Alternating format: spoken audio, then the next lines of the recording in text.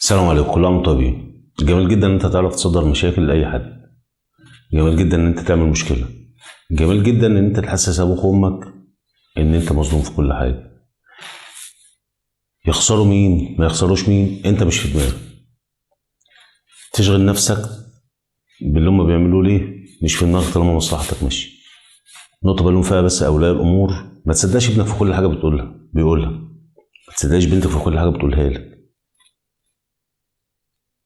هقول تاني واكرر، ابنك مش مثالي، هو مثالي قدامك في البيت بس انت متابعه بره مش متابعه بره.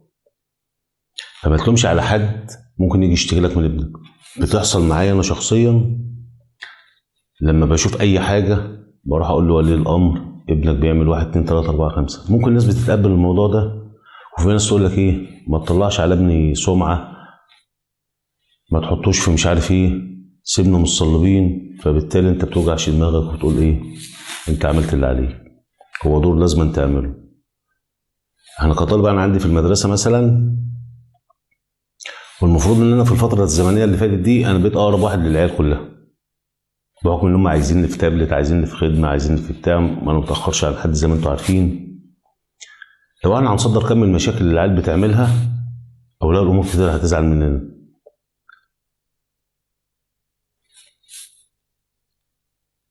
بنحاول نعمل عشان ولي الامر مش عشان الطالب. الطالب مش في دماغي. لو الطالب في دماغي وبيعاملني بعامله زي ما هو بيتعامل مش هعمل له حاجه. بس انا عشان عارف ابوه، عارف خاله، عارف والدته، عارف مش عارف مين، كاجتماعيات، كقرابه، كمعرفه. فده يبقى كل همه يفكر على الطالب، مش يفكر على ولي امر الطالب، مش الطالب نفسه. فالطالب لما يجي يصدر لك مشكله، تعال اسال، ما تندفعش. ما هو مش مثالي. هو قدامك ماسك المصحف وبيقرا فيه، والاذان جدا بيخرج عشان يصلي. ممكن ما يكونش بيروح، ممكن يكون فتح المصحف عشان انت تشوفه. لما حد يقول لك عليه حاجه بره صدقه، لغايه ما تثبت العكس. هو كويس خلاص كويس. العيال الكويسه بتبان. العيال الكويسه ما بتصدرش لاهلها مشاكل، ما بتصدرش للمدرس بتاعها مشكله، ما بيروحش عشان يخليه يخرج عن شعوره. احنا قلنا ثلاثة أربعة في البيت أنت بتحكمهم بالعافية، وبتزعق هنا شوية وتزعق هنا شوية، تضرب ده شوية تضرب ده شوية. ما بالك بقى بمدرس في وسط 50 60 طالب، وده له طلب وده له مش عارف ايه، وده بيستظرف مش عارف حاجات كده غريبة يعني. وكل عيل له سؤال، وكل عيل عايزك تجاوبه على سؤاله لوحده. هو نفس السؤال بس عايزك تجاوب عليه عشان هو اللي سأله. فالموضوع مستفز. نقول تاني،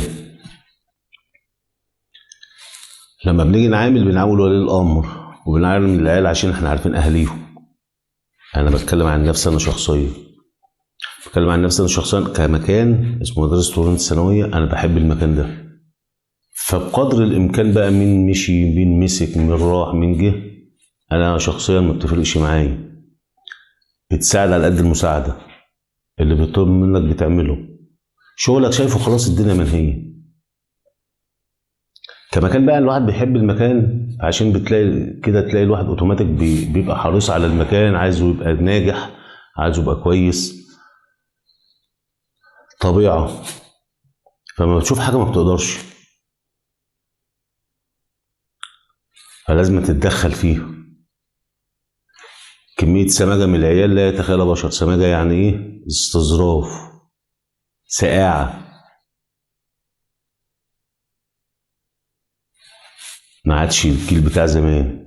كان الواحد نفسه انه يكبر في المدرسة ديت لما كان طالب فيها واشتغل فيها، انه يتناهى على الذكرى بتاعتها. الأجيال بتختلف واختلاف بقى اختلاف المناخ في التربية في البيوت نفسها ما عادش بيؤدي للبيئة اللي تخليك تشتغل في ده.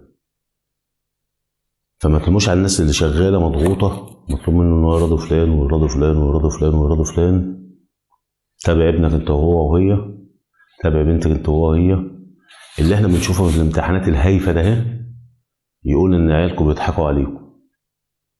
يقول ان عيالكم عايزه تنجح وخلاص. محدش فيهم، كله بيقعد مش عايز اقول يعني مستني صاحبه يحل عشان يقول له. تاني وتالت ورابع، البيت 80% من تربية العيل، المدرسة بتكمل الباقي. ما تصدرش لأهلك مشكلة وتخليه يعمل مشكلة مع حد انت ما انتش نابغة يعني. العيال الشطار تلاقيها واخدة جانب لوحدها ما بتعملش مشاكل. العيال اللي بيصدر المشكلة ده، ولا العيال اللي بيحط نفسه في جملة يعرف ان هو بتاع مشكلة. انت المفروض طالب واخد معاك قلم، واخد معاك كتاب، واخد معاك كراسة. هنقول التابلت دلوقتي بقى فيه الكتب، لا خد قلم وكراسة، خد قلم وكشكول. انما ده انت جاي دكتور ومطلوب ان احنا ننفذ لك ده. بنتكلم مع العيال واسالوهم في المدرسه، انا بقعد اتكلم مع العيال واقول لهم المفروض تعملوا 1 2 3 4 5، وبنتكلم في الشهادات والتخرج، وبكلمهم في الجواز، وبكلمهم في مسؤوليه الحياه. انا بتكلم معاهم في كده. بقول ولادي، فبقول لهم اللي المفروض يحصل ايه. استفاد من كل حاجه، انت حر. بعمل دوري، ما بخلش على العيال بحاجه، ولا ما بخلش في حدود المستطاع بالنسبه لي. فالمطلوب زي ما احنا، انا قلت لك كلمتين اتنين، انت ممكن تاخد كل حاجه مني ومن غيري باحترامك ليه. لا مش باحترامك ليه، باحترامك لنفسك. لما تحترم نفسك هتجبرني ان انا احترمك. مش باحترامك ليا. انت ممكن تكون بتحترمني عشان مصلحه، واحنا بنعرف. انا واحد زي حالتي بعرف العيال اللي مش عارف ايه، بعرف. انا خلاص يا بقى كده بنعرف الناس في الشارع حتى من البصه مش من الكلام. فما تعملوش الناس بسذاجه، لان الناس فاهمه كل حاجه. السلام عليكم.